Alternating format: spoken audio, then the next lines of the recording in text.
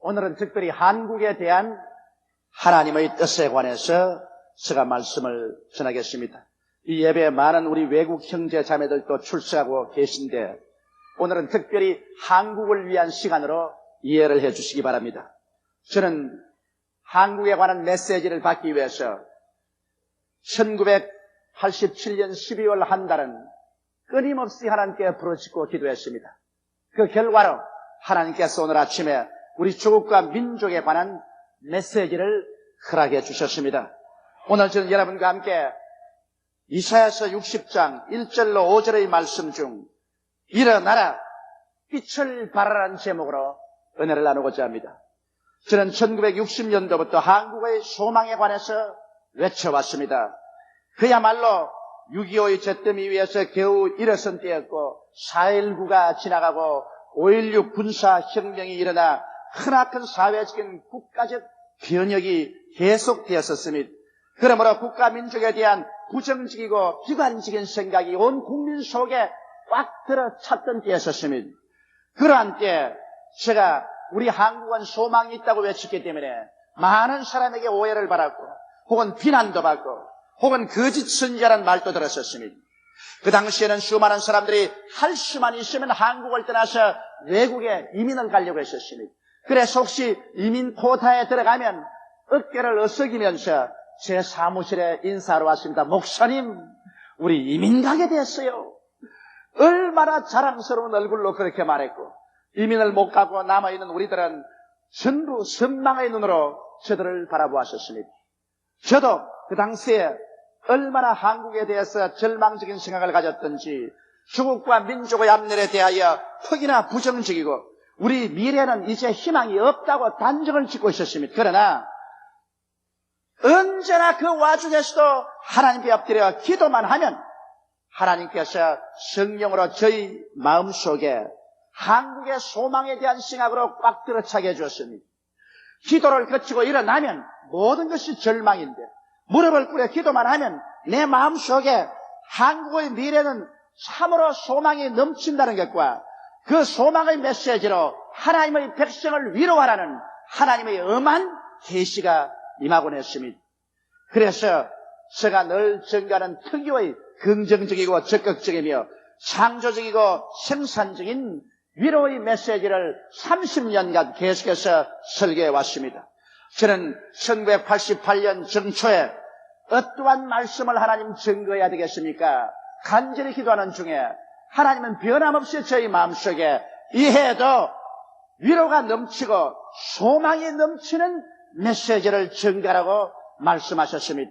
그래서 오늘 저는 소망의 메시지를 가지고 여러분에게 나왔습니다. 돌이켜보건대 60년대와 70년대를 거쳐 80년대 후반기에 이르기까지 하나님께서는 우리 민족을 엄청난 어두움과 시련과 백척간도의 위험에서도 수많은 기적으로 구출하였었고 오늘날에 와서 상상을 초월한 번영을 우리에게 누리게 해주셨습니다. 이제 곧 다가올 90년대를 바라보는 우리들에게 하나님이 주신 메시지는 무엇일까요? 1988년 정초 첫 주일을 드리는 우리에게 하나님은 무슨 말씀을 하시기를 원하실까요?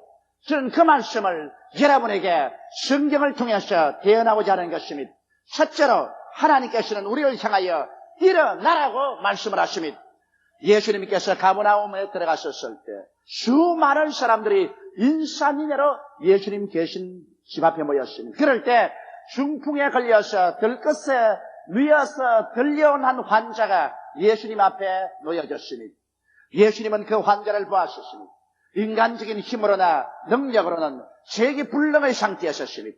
어떠한 이야기나 어떠한 이술로도 제기할 수가 없습니다. 그럼에도 불구하고 예수님은 그 사람을 보시고 소자에 안심하라 내 죄사함을 받았나니라고 하시고 난 다음 일어나 내 침상을 들고 집으로 돌아가라고 말씀하시니 모든 사람이 보는 앞에서 모든 사람이 불가능이라고 생각하는데도 불구하고 그는 즉시로 일어나서 침상을 걸머쥐고 찬란한 희망을 향하여 걸어나가셨습니다. 바로 하나님께서 오늘날 우리 한국을 향해서 일어나라고 하시는 말씀은 예수님께서 중풍병자를 향해서 일어나라고 하신 그 말씀과 똑같은 말씀인 것입니다. 모든 사람이 불가능하다고 생각할지라도 자기 스스로 생각해도 나는 일어날 수 없는 처지에 있고 어떠한 인간의 이야기나 처방으로도 살아날 수 없다고 우리가 생각할지라도 하나님께서 우리를 향하여 오늘 일어나라고 말씀하시는 것입니다. 하나님이 일어나라고 하시기 때문에 우리는 앉아 있을 수도 없고 누워 있을 수도 없습니다. 우리는 낭패와 실망과 절망의 심상을 이제는 짊어지고 일어나셔 희망을 향한 행진을 시작해야만 하는 것입니다. 우리는 무엇에서 일어날까요? 역사적인 좌절에서 일어나야만 합니다. 오늘날 우리의 모든 한국 사람들은 그 마음의 잠재의식 속에 역사적으로 입은 상처가 열등의식과 좌절감이 되어서 짓누르고 있습니다. 1910년 한일 합방의 비굴에서 1945년 8월 15일 해방될 때까지의 민족적인 치욕의 상처에서 우리는 아직도 헤어나지 못하고 있습니다. 그러므로 이웃나라 일본에 대해서 우리는 마음속에 적개심을 가지고 있으며 열등의식과 치욕감을 가지고 있습니다. 그러나 하나님께서는 이 민족적인 역사적인 열등감에서 이제는 일어나서 치료를 받으라고 말씀하시는 것입니다. 이 이상도 우리는 열등의식이나 치욕감을 마음속에 느끼고 살 필요가 없는 것입니다. 해방 후 사회적인 거대한 혼란이 소용돌이 쳤습니다. 좌익과 우익의 충돌은 비극적이었습니다. 그 결과로 북쪽엔 소련이 남쪽은 미군이 주둔해서 우리 한국은 남북 분단의 처참한 좌절을 체험하게 되었습니다.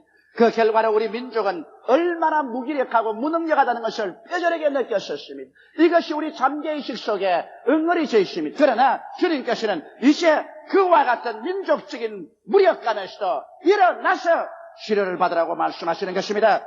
6.25의 민족적인 참화의 상처는 이루 말로 형용할 수 없습니다. 한 민족과 한 동포가 사상이 갈라져서 서로 대립하여 총검을 떼고 총탄을 부어대었다는 것 얼마나 비극적인 것입니까?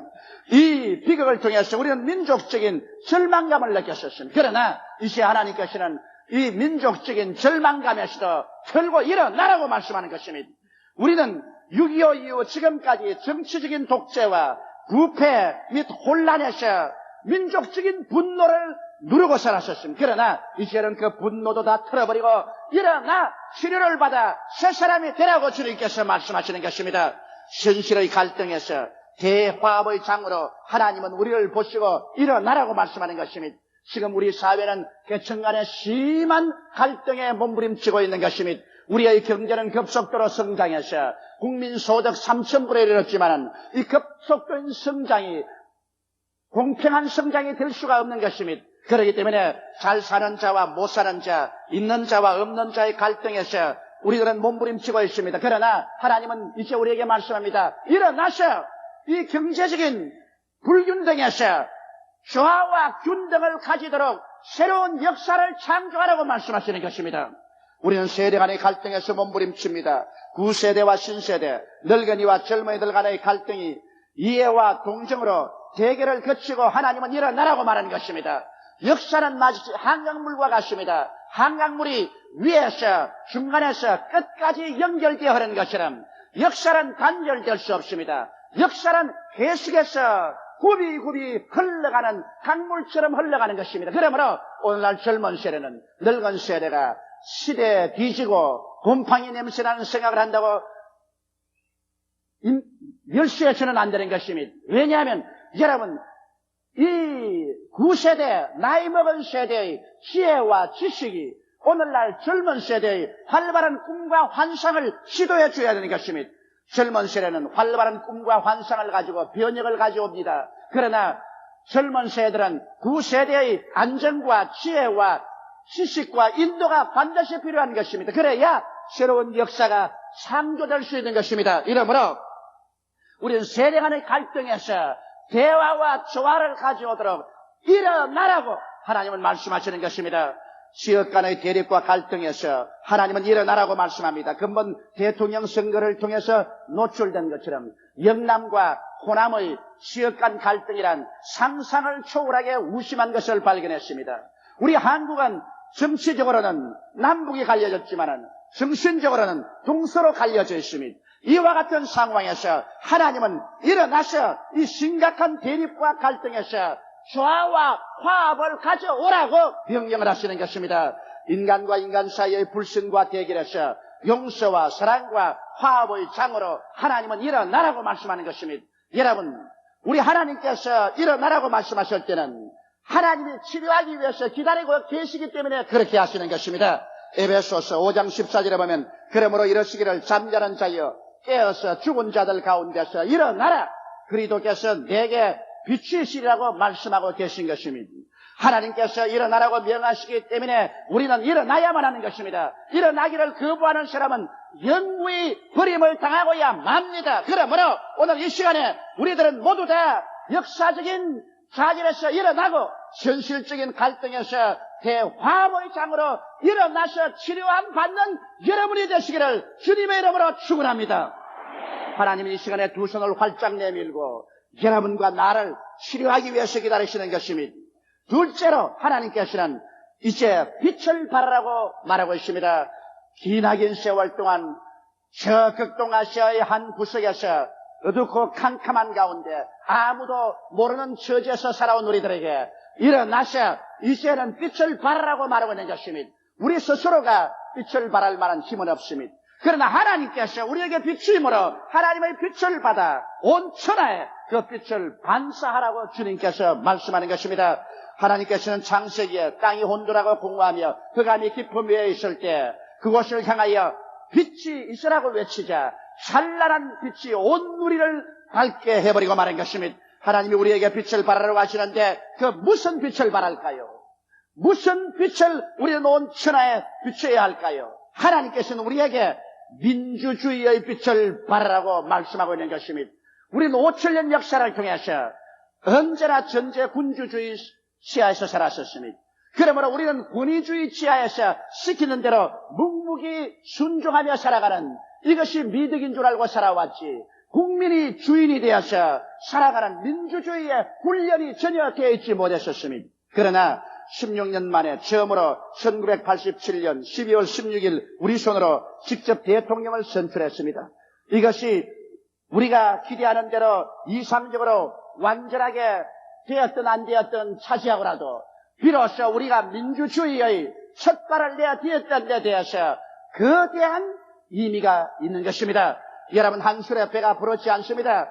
처음 뒤뚱거리면서 걷기 시작했어. 이것을 계속하면 나중에 굳건히 서서 걸어갈 수가 있는 것입니다. 그러므로 이제 민주정부의 제1보를 내어드렸기 때문에 하나님께서는 민주주의의 꽃을 피워서 빛을 발하라고 말씀하는 것입니다. 우리는 민주주의라고 말하면 언제나 정치적인 민주화를 생각하고 대통령이 민주화되어야 된다. 정부가 민주화되어야 된다고 외치는 것입니다. 그러나 실상은 그것보다 더 먼저 국민의식이 민주화가 되어야 민주주의가 꽃필 수가 있는 것입니다. 민주주의란 대통령의 나라도 아니요 정부의 나라도 아닌 것입니다. 민주주의란 국민에 의한 국민을 위한 국민의 나라로서 국민이 주인 노릇을 할 수 있어야 민주주의가 되는 것입니다. 국민이 주인 노릇하지 못하고 언제나 노예 근성에 묶여 있거나 종살이의 심정으로 있으면 민주주의는 되지 않습니다. 그러므로 국민의식이 민주화되어서 국민 스스로가 법과 질서를 지키고 의무와 책임을 다하며 공중도덕을 지킬 때 민주주의가 이루어지는 것입니다. 국민 한 사람 한 사람이 법을 어기고 질서를 무시하고 의무와 책임은 다하지 아니하고 공중도덕은 다 짓밟아버리고 줄서기조차 하지 아니하고 길거리에 마음대로 담배공초를 버리고 힘을 빼앗고 이렇게 하면서도 정부를 향해서 민주주의 하는 것은 노예 근성에서 하는 말인 것입니다. 이런 사람은 다스리기 위해서 반드시 폭력을 사용하지 않으면 안 되기 때문에 민주주의는 깨어져 버리고 마는 것입니다. 이러므로 금년도에 하나님께서 우리에게 빛을 발하는 것은 정치적인 민주화의 빛을 발할 뿐 아니라 국민의식의 민주화의 빛을 발하라고 주님께서 말씀하는 것입니다. 우리 한 사람 한 사람이 내가 있는 이 나라가 바로 내 집이며 내가 주인이라는 주인의식을 가지고 의식이 민주화가 되어야만 진실한 민주주의의 빛을 발할 수가 있는 것입니다. 하나님은 우리에게 민주화의 때를 주었습니다. 우리가 이 때를 잘 받아서 사용하면 위대한 민주국가가 이루어질 수 있는 것입니다. 둘째로 하나님께서는 번영의 빛을 발하라고 말씀합니다. 작년은 경제적으로나 사회적으로 참으로 힘든 해였었습니다. 연속된 태풍의 강타와 전국을 휩쓴 수해 나라가 휘청했습니다. 거기에다가 노사 분쟁의 소용돌이 속에서 이제는 나라와 경제가 결단이 날 것이라고 우리는 마음속에 염려했습니다. 거기에다가 국제무역 환경은 악화되고 원화는 절상되고 심히 어려운 고비에 처했습니다. 사회적인 불안과 학생 대문은 극도에 달했습니다. 외국에서 텔레비전만 보면 언제나 한국은 불붙는 한국이었었습니다. 체류탄을 쏘고 화염병을 던지고 학생과 경찰들이 밀고 밀리는 것만이 한국의 모습이었었습니다. 그러니 사람들이 한국의 물건을 사러 오겠으며 한국의 바이아들이 찾아올 이가 만무한 것입니다. 거기에다가 한국은 격렬한 대통령 선거를 했습니다. 저는 난평생 민주주의 국가의 대통령 선거를 많이 읽기도 하고 보기도 했지만 이번 한국의 대통령 선거처럼 이렇게 격렬한 대통령 선거는 처음 보았었습니다. 세상에 이런 대통령 선거도 있을 수가 있습니까? 온 국민 전체가 떴다 놓았다 열기에 취해서 고함치고 외치고 야단법석을 했습니다. 그래서 나라가 온통 다 뒤엎어질 것 같았었습니다. 여러분, 이런 어려운 여건 속에서 우리 한국은 결과에 국민소득 12%를 일으켜 세계 경제성장 1등을 했으며 국민소득이 약 3,000불에 육박했고 무역수지 흑자가 약 100억불이 되므로 우등생의 성적표를 가지고서 88년을 맞이하게 되었습니다. 이걸 볼 때 여러분 어떻게 생각됩니까? 이게 사실 우리가 잘나서 우등생이 되었다고 생각하면 거대한 오해입니다. 이와 같은 역경 속에 우등생의 성적표를 가질 수 있었던 것은 하나님이 우리와 같이 했기 때문에 그렇게 된 것입니다. 이야말로 하나님께서 같이 안 했으면 우리나라가 박살이 나고 말았을 것입니다. 나는 하도 우리 한국의 정치와 경제 역사가 언제나 떨어지면 낙동강 떨어지면 낙동강 하면서 살아왔기 때문에 이제 88년도는 그런 것 좀 없으면 좋겠습니다. 우리 한국 사람 그대로 내버려두면 모두 다 심장병에 걸리고 말 것인 것입니다. 언제나 이제는 박살났다 하면 살을 깔아앉고 또 박살났다 하면 또 살을 깔아앉고 이런 한국적 스타일을 이제 버리고 우리 안정하고 살 수 있는 우리 사회가 되어야만 되겠습니다. 그런데 이제 하나님께서 이와 같은 기적을 베풀어 주신 토대 위에서 88년도에는 위대한 해를 주님 허락해 주십니다. 하나님께서 우리에게 일어나서 경제적인 번영의 빛을 비추라고 말씀하는데 금년은 그래도 비교적 안정된 정치에 체질이 강화된 산업 기반에 국민들이 자신을 얻었습니다. 이런 어려운 경우도 우리가 하면 되더라, 할 수 있다 해보자는 국민적인 자신은 세상에 어떠한 돈으로도 계산할 수 없는 자원인 것입니다. 거기에 일본의 엔화가 강세를 계속하므로 우리는 경쟁력이 있어지고 비교적 안정된 기름 및 원자재 값에다가 향상된 기술과 국내 투자 재원 확보 등을 위해 이제 지혜로운 경제 정책만 있으면 무서운 힘으로 우리 경제는 전진해서 앞으로 2년 이내에 우리 국민소득 5,000불에 달하게 되고 우리는 비로소 경제적, 정치적, 사회적으로 선진국으로 돌입할 수 있습니다. 왜냐하면 뒤에서 하나님이 밀고 계시기 때문인 것입니다. 원래 한 나라의 경제 발전이라는 것은 원자재 수급이 원활히 되고 투자 자원이 있고 산업기술이 개발되고 무역이 잘 되며 경제 정책을 잘 운행해 나가면 그 나라 경제가 발전하게 되어 있는 것입니다. 그런데 국제 원자재 가격이 아직은 삼저시대로 싸고 우리 한국 사람들의 저금을 통해서 이제는 외국에 돈 빌려오지 않고 투자 자원이 확보되어 있으며 산업기술도 상당한 위치에까지 이르렀고 열심히 무역을 하고 있으니 올바른 경제 정책만 잘하면 우리 한국은 이제 하나님이 명령하신 대로 경제적으로 번영하라는 그 빛이 발하게 될 것입니다. 우리는 이제 회복은 보릿고개와 가난과 서름의 고개를 벗어나서 번영의 대로를 향해서 달려갈 수 있는 모든 일이 준비되었습니다. 여기에 하나님께서 번영의 빛을 발하라고 말씀하시니 이 얼마나 좋은 때를 우리가 맞이했습니까? 거기에다가 하나님은 우리를 향해서 88서울 올림픽의 빛을 발하라고 말씀하고 있는 것입니다. 여러분, 수도 바렌에서 올림픽 위원들이 모여서 한국의 올림픽을 88년 개최하라고 합의에 도달한 것만 생각해도 기적 중의 기적입니다. 왜냐하면 벌써 모스크바 올림픽이 반조각이 나고 말았었습니다. 자유진영에서 올림픽을 보이콧했기 때문인 것입니다. 그 다음에 LA 올림픽이 반조각이 났었습니다. 소련에서 그것을 보이콧되기 때문인 것입니다. 이제는 반쪽각 올림픽은 하지 말자고 세계 사람들이 다 원하는데 한국 서울에 오면은 반쪽각이 나고 맙니다. 이북과 이남이 대결하고 있으니까 이북의 사주를 받은 공산 측이 올림픽을 보이콧도 할 것이요, 이북이 언제나 무력 도발을 할 줄 모르기 때문에 불안한 환경에 올림픽은 안 될 것이라고 생각했습니다. 그럼에도 불구하고 그 위험이 있는데도 사람들은 한국으로 가자고 표를 던졌습니다. 이것이야말로 하나님께서 우리 한국이 일어나서 빛을 발하게 하려고 직접 섭리한 것에 불과한 것입니다.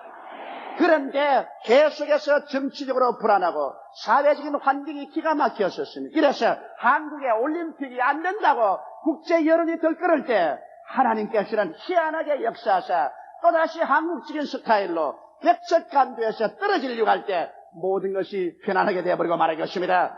정치적으로 안정되고 경제적으로 이제는 안정되어 갑니다. 거기에다가 작년에 소련의 고르바초프와 미국의 레이간 대통령이 중거리 핵미사일, 탄두미사일을 모두 다 해체하는 데 합의함으로 냉전이 급격하게 타협과 화해로 돌아가고 있습니다. 이 결과로 이 바람을 타고 오늘 서울올림픽은 올림픽 역사상 최대의 국가들이 모여서 올림픽을 개최하는 가장 위대한 재진으로 변화되어 가고 있는 것입니다.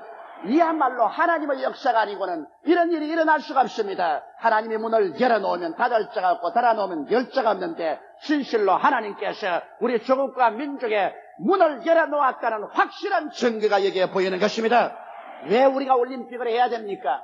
왜 올림픽을 우리가 반드시 성공시켜야 됩니까? 그 이유는 올림픽을 통해서 우리는 세계 속의 한국을 발견하게 됩니다. 지금까지 오랜 역사 동안 은둔의 나라, 미개의 나라, 가난한 나라로 사람들에게 지칭받던 한국이 이제는 세계 속에 자기의 설 곳과 앉을 곳을 발견하는 그 시점이 바로 올림픽인 것입니다. 그리고 올림픽을 통하여 우리 한국 민족의 자부심과 자신을 얻게 되는 것입니다. 우리는 언제든지 열정의 식과 좌절감으로 짓눌린 삶을 살아왔기 때문에 이 올림픽을 통하여 비로소 우리도 올림픽을 치를 수 있는 나라가 되었다는 민족적인 자부심과 자신을 얻는 것은 더없이 위대한 것입니다. 그게 나아가서 한국의 오랜 정치, 경제, 교육, 문화를 소개합니다.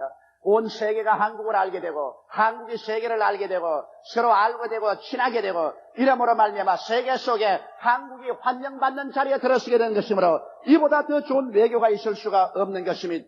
나아가서 비로소 올림픽을 통하여 한국은 이제 극동아시아의 적은 한 한반도가 아니라 국제 무대에 일어선 국제화의 시대가 시작되는 것입니다. 정치, 경제, 교육, 문화가 모두 다 국제 무대에 나가서 세계가 우리에게로 우리가 세계 안에 들어가는 국제적인 위대한 협력운동이 일어나게 될 것이요, 올림픽을 통한 선진 도약의 기점이 되어서 우리는 위대한 발전을 가져오게 될 것인 것입니다. 이러므로 어떠한 여당도 야당도 어떠한 국민도 올림픽에 상처를 가져오는 사람은 민족 반역자인 것입니다. 역사의 반역자가 되는 것입니다. 그러나 우리는 다 합쳐서 위대한 올림픽의 빛을 비추므로 우리 한국 민족의 역사적인 도약을 기해야만 할 것인 것입니다. 우리는 또한 하나님께로부터 명령을 듣고 있습니다. 복음의 빛을 비추라는 것입니다. 이제 우리 한국이 선교를 바란 지 100년 약간 넘었는데 1천만의 성도를 확보하고 있습니다. 이 1천만이 기도함으로 눈부신 복음 전도가 한국 전국에 이루어지고 있습니다. 나는 88년도를 통해서 하나님의 성령의 역사가 한국에 쏟아지므로 그동안에 교파 간에 분열되고 교회 간에 서로 물고 찌었던 것 다 없애버리고 그리스도 안에서 대화합의 장을 이루어서 조국을 복음화하고 복음의 국제화 시대에 돌입해서 전 세계로 우리 교회가 복음 전부로 출발하는 해가 된 줄 확실히 믿습니다. 이것은 온 세계 교회가 한국의 발랄하고 생기에 넘치는 교회를 배우러 오고 있는 것입니다. 그러므로 한국은 이제 세계에 드러난 교회가 되고 세계가 한국을 배우러 오는 이 시점에 이 88 올림픽의 기점으로 한국 교회는 이제 눈을 안으로 돌리지 말고 밖으로 돌려서 아시아 태평양과 온 세계 복음을 전가하는 위대한 빛을 발하는 계기가 왔다고 확신한 것입니다. 그래서 하나님께서는 우리에게 일어나 빛을 발하라고 말씀하는 것입니다. 민주주의의 빛을 발하고 번영의 빛을 발하며 올림픽의 빛을 발하며 복음 선교의 빛을 발하라고 말씀하시는 것입니다. 셋째로 왜 이런 일이 우리 한국에 일어나고 있는 것입니까? 그 이유는 때가 왔기 때문인 것입니다. 여러분, 성경에 보면 울 때가 있으면 웃을 때가 있고, 돌을 주워갈 때가 있으면 내버릴 때가 있고, 전쟁할 때가 있으면 편안할 때가 있고, 그리고 태어날 때가 있으면 죽을 때가 있고, 사랑할 때가 있으면 미워할 때가 있으니 하나님이 모든 것을 때를 따라 이루고 했다고 말씀하신 것입니다. 한국에 때가 왔기 때문인 것입니다. 이사야서 40장 1절로 2절에 보면 너희 하나님이 가라사대 너희는 위로하라. 내 백성을 위로하라. 너희는 정다이 예루살렘에 말하며 그것을 외쳐 구하라. 그 폭력의 때가 끝났고 그 죄악의 사함을 입었나니라. 5,000년 역사 동안에 우리는 폭력의 때가 끝났고 하나님의 죄사함의 때를 받게 된 것입니다. 이제 하나님께서 우리 민족에게 위로와 격려를 해줄 때가 다가왔기 때문인 것입니다. 성경은 말하기를 일어나라 빛을 발하라 내 빛이 이르렀다고 말한 것입니다. 여러분, 밤이 지나고 아침 동력이 혼이 트는 빛이 이럴 때 그 빛을 막을 자 있습니까? 지구의 자전과 공전을 막을 자 있습니까? 하나님께서 우리 민족에게 어둡고 긴 밤을 그치고 이제는 빛이 이르렀다고 말씀하는데 어두운 터널은 지나고 밝은 빛이 나왔는데 누가 이것을 제대로 켤 수가 있는 것입니까? 성경은 여호와의 영광이 임하였다고 하셨습니다. 그러므로 하나님의 작정이 임하였다는 것입니다. 이것은 사람이 작정한 것이 아니요 하나님의 작정이 우리 조국과 민족에게 임하였다는 것을 말하는 것입니다.